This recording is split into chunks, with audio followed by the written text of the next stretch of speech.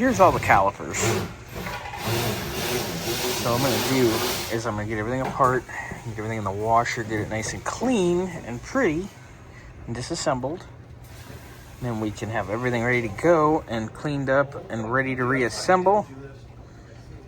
And so I have all the brackets and all the sliders and everything off the calipers. They're all in the washer over there. Getting ready to turn that on in a minute.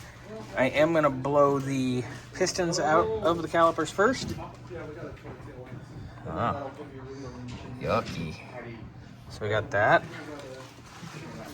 Under hood here, did forget to mention that we had Xander pull the booster master combo out. We threw them under the dash, so that's done.